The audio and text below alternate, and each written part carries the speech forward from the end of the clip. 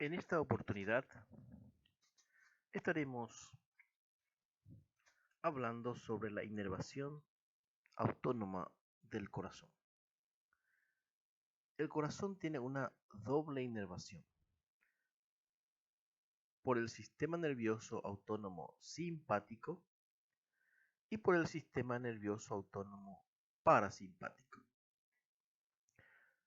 Las ramas de estos dos sistemas de nervios forman los plexos cardíacos y de ahí salen las ramas que se distribuyen por el corazón. Pero vamos a ver por partes. La inervación simpática en primer término. Esto que les estoy mostrando, estos ganglios nerviosos forman la cadena simpática torácica a ambos lados. También existe la cadena o tronco simpático cervical, también lumbar y sacro. Pero ¿cuál es el origen de estos nervios que forman el sistema simpático? Las neuronas que dan origen al sistema nervioso simpático se encuentran en la médula espinal. La médula espinal, la parte gris, la sustancia gris, consta de tres astas. Un asta posterior, un asta anterior y un asta intermedia o lateral o intermedio lateral que se encuentra en la médula espinal torácica. De este asta intermedio lateral parten los axones que forman finalmente el origen del sistema simpático. La neurona de origen o la primera neurona entonces se encuentra en el asta intermedio lateral de la médula espinal porción torácica. La segunda neurona de este sistema o la neurona ganglionar se encuentra en el ganglio ubicado a nivel paravertebral. Estos ganglios se unen entre sí y forman lo que se denomina la cadena o tronco simpático. Simpático torácico, simpático cervical, lumbar, sacro, dependiendo de la ubicación topográfica. Entonces, ¿qué es el tronco simpático? Acá estamos observando una serie de ganglios a nivel torácico.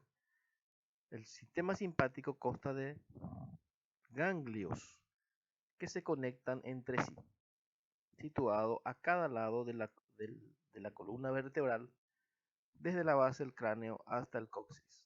Son ganglios conectados entre sí por filetes nerviosos.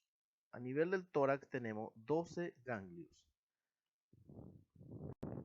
A nivel cervical tenemos 3 ganglios simpáticos que provienen desde el nivel T1 hasta T5 y da lugar a 3 ganglios que se conectan entre sí y a su vez se conectan con los nervios espinales por ramos comunicantes grises, no blancos. Tenemos entonces el ganglio cervical superior, que estoy mostrando aquí, el ganglio cervical medio y el ganglio cervical inferior. Este ganglio cervical inferior frecuentemente se fusiona con el primer ganglio torácico y forma de esa manera el ganglio cervicotorácico o ganglio estrellado. Y a partir de este ganglio parten ramas que se dirigen al corazón y a los pulmones. Aquí observamos el ganglio simpático cervical superior. El ganglio simpático cervical superior también emite ramas para diversas vísceras u órganos del cuello, pero también emite un ramo, como estamos observando aquí, que se denomina nervio cardíaco cervical superior. El nervio cardíaco cervical superior parte entonces del ganglio simpático cervical superior.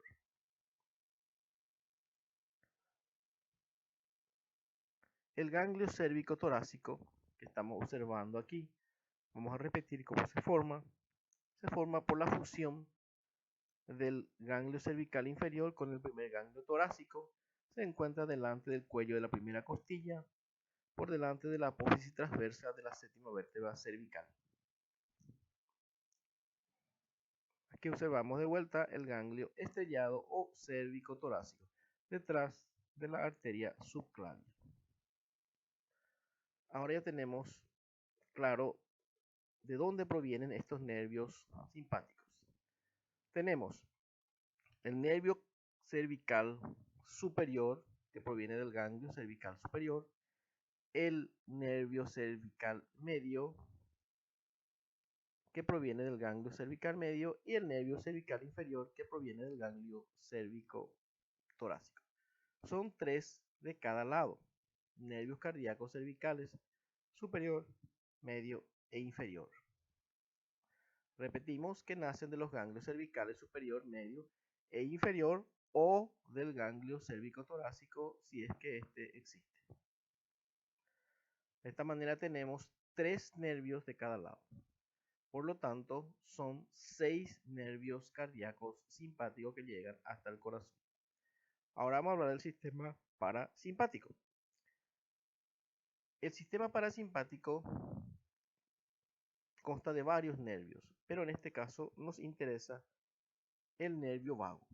En este dibujo estamos observando el nervio vago izquierdo.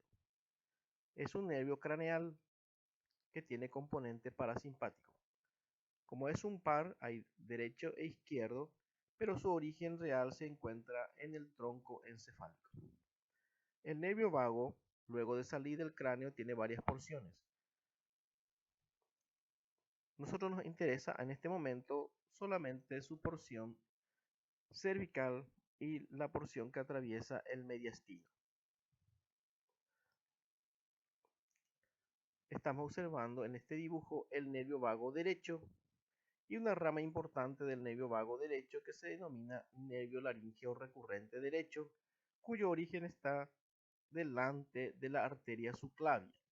El nervio vago continúa en el abdomen, pero el nervio laríngeo recurrente, luego de originarse en el nervio vago, pasa debajo de la arteria subclavia y asciende nuevamente en dirección a la laringe.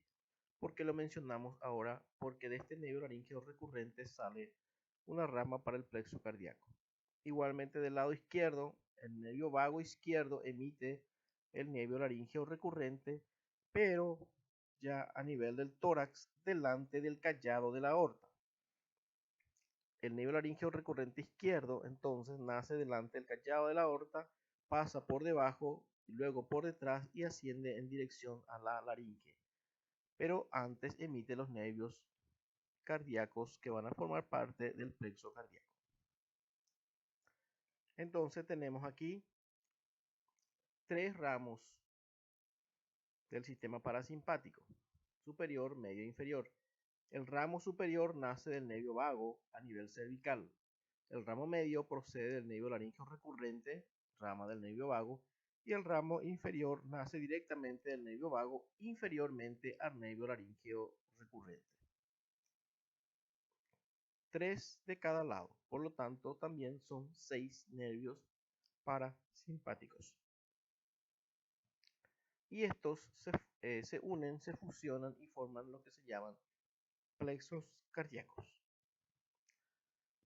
3 de cada lado y también tenemos después 3 plexos. El plexo preaórtico o superficial, el plexo retroaórtico profundo y un plexo subaórtico. El plexo cardíaco superficial que estamos observando aquí, que es preaórtico porque está delante del callado de la aorta, está formado por los ramos cardíacos superiores de los vagos y por el nervio cervical superior del tronco simpático izquierdo. Es lo que estoy mostrando aquí. Plexo cardíaco superficial o preaórtico. El plexo cardíaco preaórtico siempre consta de un ganglio nervioso que se encuentra en este cuadrilátero que se llama cuadrilátero de Weisberg. El ganglio cardíaco tiene el mismo nombre, ganglio cardíaco de Weisberg. El plexo cardíaco profundo es retroaórtico y es pretraqueal. Está constituido por los ramos cardíacos medios e inferiores de los nervios vagos y todos los nervios cardíacos cervicales simpáticos excepto el nervio cardíaco superior izquierdo. Acá observamos entonces la formación del plexo cardíaco profundo pretraqueal y retroaórtico, es decir, detrás del callado de la aorta. Tenemos entonces el plexo cardíaco superficial preaórtico y el plexo cardíaco profundo retroaórtico.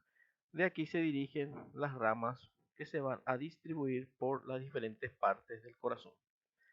Los nervios parasimpáticos se dirigen principalmente a los nodos SA y aurículo-ventricular, sinusal y aurículo-ventricular, y en menor medida al miocardio de las dos aurículas y muy escasamente al miocardio ventricular. A la inversa, los nervios simpáticos se distribuyen por toda la musculatura del corazón, sobre todo en el miocardio de los ventrículos. De esta manera entonces tenemos la doble inervación del corazón. El sistema simpático, su neurotransmisor es la noradrenalina. ¿Cuál es la acción de la noradrenalina a nivel del corazón? Aumenta la velocidad y la fuerza de contracción. El resultado es el aumento de la frecuencia cardíaca. El sistema parasimpático, por otro lado, su neurotransmisor es la acetilcolina. ¿Cuál es la acción de la acetilcolina?